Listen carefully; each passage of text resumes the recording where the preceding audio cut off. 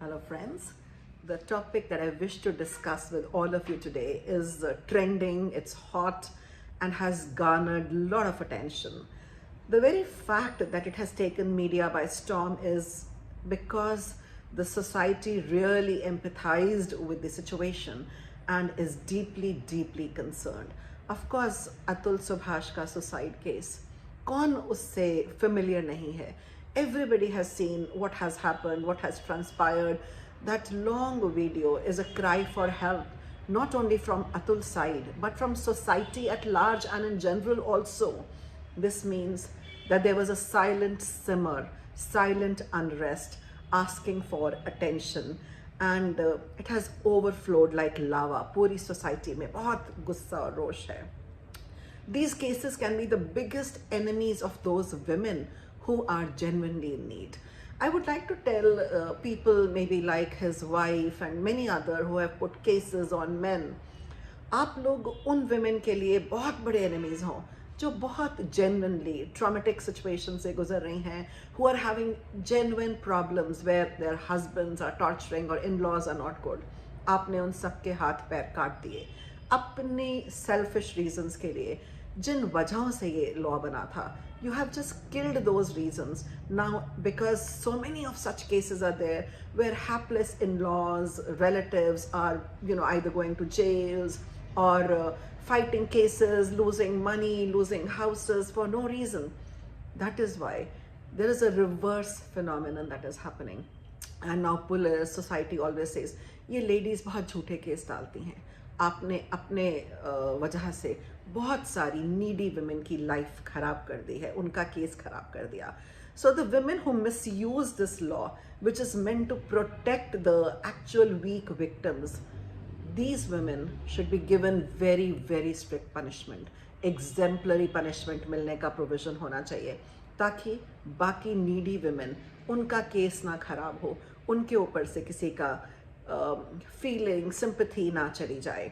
Public humiliation ज़रूरी है, क्योंकि जब ये केसेस सॉल्व भी हो जाते हैं, झूठे भी प्रूव होते हैं, देयर इज़ नो प्रोविजन, कोई प्रावधान ही नहीं है कि आप इनको पनिश करें. क्यों नहीं?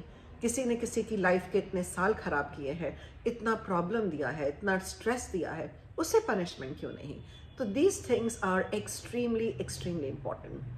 जुडिशरी के तो मुंह पे एक स्लैप है, उसने जजेस का तो नाम भी लिया, but at the same time जो जुडिशरी 30-30 साल तक केस अटका के रखती है, उसको कोई कहने का हक नहीं है कि हम सोसाइटी को जस्टिस देते हैं. जस्टिस तो है ही नहीं. इनफैक्ट जो जेन्युइन बंदा होता है ना, ऑनेस्ट, वो कहता है मुझे कोर्ट नहीं जाना, क्योंकि शायद उसकी लैंड, उसकी प्रॉपर्टी, उसको सच्चाई, उसका जस्टिस उसको मिलता ही नहीं है. इंसान मर जाता है पर वो अपने घर, अपनी जस्टिस, अपने हक की लड़ाई लड़ता रहता है. जजेस के पास तो स्टैंडर्ड आंसर है, हमारे पास टाइम नहीं है, हमारे पास इतने लोग नहीं हैं, या हमारे पास मैन पावर नहीं है. तो किसकी प्रॉब्लम है ये? इतने बड़े उनको मेंटेनेंस दी जाती है, इतने बड़े बड़े घर और ये सब लोग बढ़ाइए, इनके मेंटेनेंस कब करिए. जो फालतू VIP सिक्योरिटी में बैठे हुए हैं वो सब कम करिए और जुडिशरी को एम्पावर करिए. एटलीस्ट केसेस तो सॉल्व हों. जो वुमेन अपनी 20-20 साल तक डाउरी केसेस लड़ती रहती है, या कोई आदमी अपना केस लड़ता रहता है, ज़िंदगी ख़त्म हो जाती है पर धक्के नहीं ख़त्म होते. We have the lowest faith. हर इंसान जस्टिस के लिए कोर्ट नहीं जाता, मजबूरी में जाता है, क्योंकि जस्टिस तो होता ही नहीं है. जब तक होता है या वो सुनने लायक नहीं रहता, या उसके फ़ायदे का नहीं होता, उसका कोई फ़ायदा नहीं होता उससे. इनफैक्ट जो गुंडा लोग हैं, जो बहुत ख़राब लोग हैं, वो कहते हैं कोर्ट चले जाइए, क्योंकि उनको पता है कोर्ट में कुछ होना नहीं. और जो ऑनेस्ट शरीफ आदमी है वो तो कोर्ट के धक्कों से ही डरता है. The guilty women should be not let off the hook. कोई सिंपैथी नहीं होनी चाहिए. So the law should not be here to इसको प्रोटेक्ट, उसको protect. The law should promote equality and truth.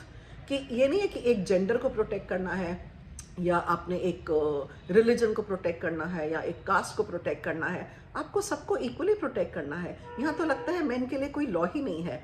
तो अब क्या हो रहा है? तो men have started feeling that they are the victims and they are scared of women. लोग शादी करने से डरते हैं. कॉर्पोरेट वर्ल्ड में तो ऐसा हाल है कि कोई भी आदमी कहता है मुझे विमेन के साथ नहीं काम करना, कल को कुछ डांटा तो चार्जेस लगा देंगी, या आजकल हर डोर खुला रहता है, हर चीज़ कैमरा में. People are scared of what these women will do to them. कौन इतनी मुसीबत झेलेगा? No one wants to travel with them, no one wants to, unless there is an exception. Even in office world everybody says अरे इनके साथ क्या पंगा लेना, हमारे ऊपर चार्जेस लगा देंगी. This is the condition today that nobody wants to work. तो ऑनेस्ट अच्छी वुमेन, उनका भी इस वजह से नुकसान हो रहा है.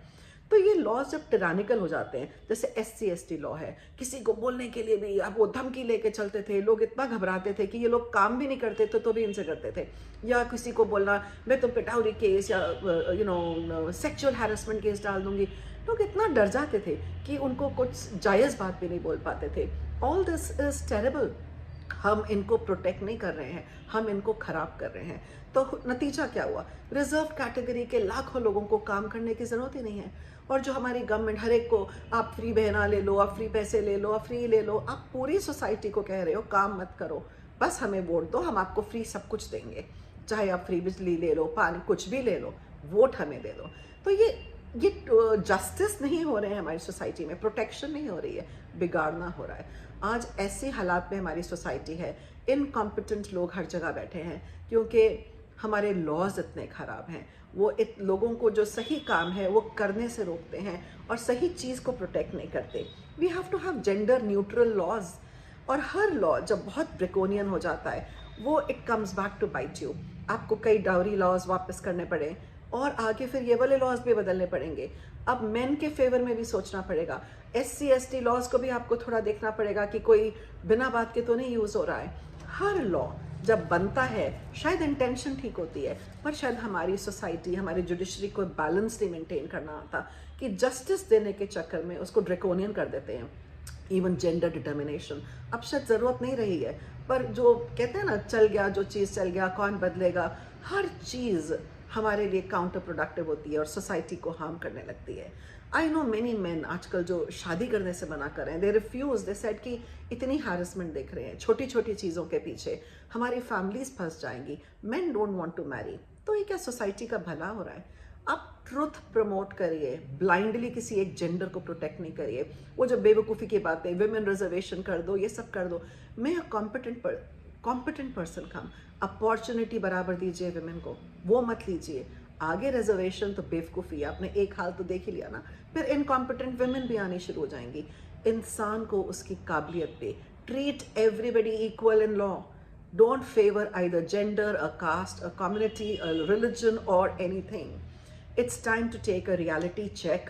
We need to rather think about such laws जो अब सोसाइटी को बहुत महंगे पड़ने लग गए हैं. जो जिन लॉज की मैंने बात करी है, now we have reached a point where people are becoming so sick of their own country. अच्छे दिमाग वाले लोग बाहर जाके रहना चाहते हैं, उन्हें होप नहीं दिखती है. उन्हें लगता है एक बार किसी चक्कर में फंस गए फिर तो जजेस की जय है, कोर्ट के धक्के खाने हैं, जस्टिस जब तक मिलेगा उम्र निकल जाएगी. With this mindset, the youth in our society lives. Then you want to say promote करो अपने country को, brain को, उनको रहने के लिए बोलो. पहले अपनी जुडिशरी को स्ट्रॉन्ग करें, अपने लॉज को देखें, क्या हमारे लॉज जस्टिस करते हैं. जब लॉ ही खराब है तो जस्टिस कहाँ से होगा. तो ये जो केस हुआ है अतुल सुभाष का, it is not an isolation. ऐसे हज़ारों लाखों यंग मैन हैं जो शायद अपना यूथ गंवा चुके, घर गंवा चुके, प्रॉपर्टी गंवा चुके, सिर्फ इसलिए कि एक शादी में कुछ अनबन हो गई. और ये एक तरह का क्या बोलते हैं, टूल और वेपन बन गया है वुमेन के लिए. तो जेन्युइन वुमेन के लिए I will request all those selfish women not to use this law as a weapon. Be careful that something can come back to harm you. I hope you will all share your thoughts on this with me.